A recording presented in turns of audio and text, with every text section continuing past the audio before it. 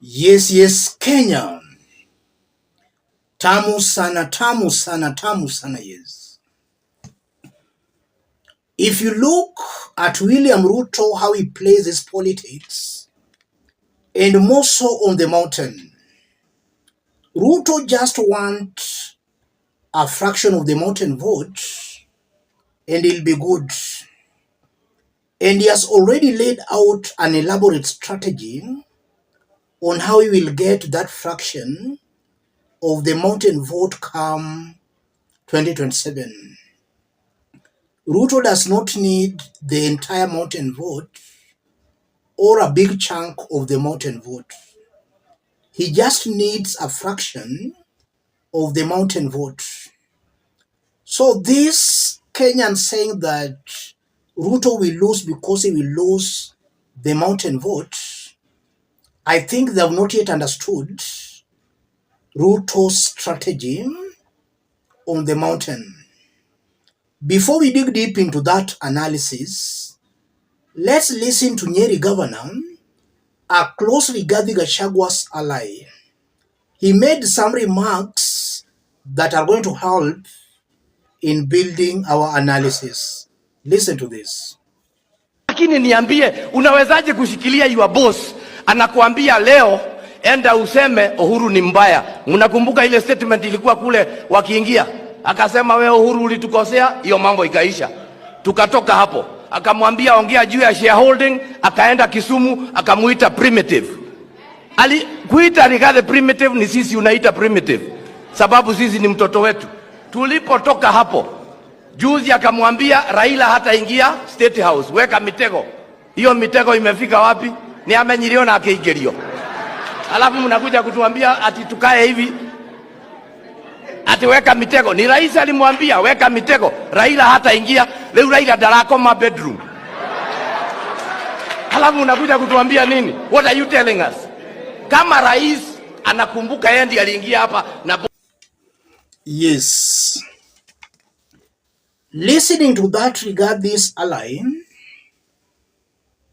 the Nyeri governor is just confirming that Ruto did send Rigathi Gachagua to attack Uhuru Kenyatta during the inauguration. We remember when Ruto and Rigathi were being sworn in, Rigathi badly attacked Uhuru Kenyatta. And some Kenyans felt that the attacks on Uhuru were immature. The Nyeri governor is just confirming that Ruto did send Rigathi to attack Uhuru Kenyatta.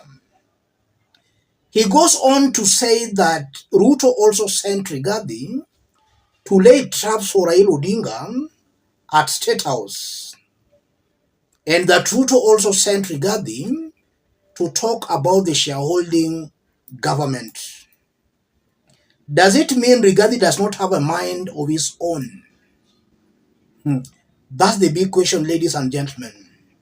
What I'm seeing here, Ruto laid a trap for Rigathi, and Rigathi willingly but unknowingly snared himself. He thought he was pleasing Ruto by attacking Ruto's political opponents. So Rigathi mourned more than the bereaved. He danced himself lame before the main dance, or before the real dance. So Ruto laid a trap and Rigathi snared himself. Rigathi was today touring some parts of Nairobi CBD, where another of his ally, Kiambu Senator, made some remarks that clearly confirms Rigathi is once again snaring himself in a trap that has been laid for him by none other than William Ruto. Let's listen to this. Alafu imagine tushikane watu ya Kiambu, tuambie watu wengine wa Mlima ati tushikane na hizo kura zote, tukaongozwa na mtu mmoja ametoka county iko na kura 1,100. Kwani tuko na kichaa? Yes. The senator made those remarks in front of Rigathi when Rigathi stood to speak. He never called the senator to order. A confirmation that the remarks made by the senator sat on well with Rigathi Gachagua. Rigathi saw no need of calling the senator to order. The remarks sat well with him. The senator is saying this, alafu imagine tushikane watu ya Kiambu, tuambie watu wengine wa mlima ati tushikane na hizo kura zote, tukaongozwa na mtu mmoja iko na kura 1,100. Kwani tuko na kichaa? The senator is belittling Mount Kenya East. In a layman's language, is saying, how can Mount Kenya West, with all those millions of votes, support Mount Kenya East when they don't have any votes at all? So already, a fight is brewing between Mount Kenya West and Mount Kenya East. Mount Kenya West leaders attacking Mount Kenya East only means Mount Kenya East might now rally fully behind one of their own, behind Kithure Kindiki.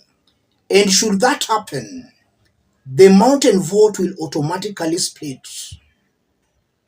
And the Mount Kenya East will go with Kithure Kindiki.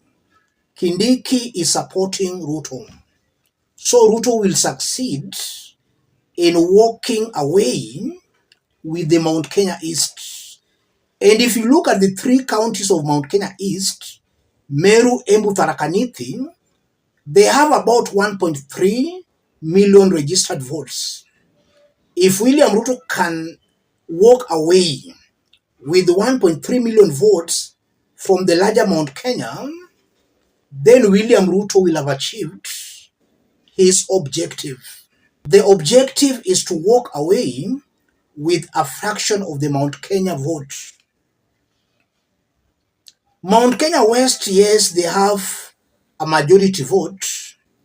They have 3.1. Mount Kenya East 1.3. But even Ruto walking away with that 1.3, that's enough to make William Ruto win an election. If you look at 2022 presidential election, Rigathi Gachagua and his team are on record saying they gave Ruto 48% of the votes. So if you combine the entire Mount Kenya vote, including Mount Kenya East, they gave Ruto 48%. So without the mountain vote, Ruto was to remain with 52% of all the votes he got. That again means if things were to remain the way they were in 2022, Ruto would still beat any Mount Kenya candidate. Yes, Ruto would still beat any Mount Kenya candidate, even if they were to unite, because Ruto had more votes than what he got from the mountain. So Rigathi and his team should be very careful not to fall for that trap that has been led by Ruto. Ruto wants to split the mountain vote. And if Rigathi and his team continue attacking Mount Kenya East, a split will emerge, a very big split. And that will work to the advantage of William Samoei Ruto. Ruto will just get that fraction, then he adds it to Raila Odinga's strongholds. And Ruto will win with a very big margin. Our politics is still largely tribal. Let me stop it there, ladies and gentlemen. If you are watching us but you have not yet subscribed, subscribe, give the video a like. Thank you. God bless you. God bless Kenya. Alafu imagine tushikane watu ya Kiambu, tuambie watu wengine wa mlima ati tushikane na hizo kura zote, tukaongozwa na mtu mmoja ametoka kaunti iko na kura 1,100. Kwani tuko na kichaa?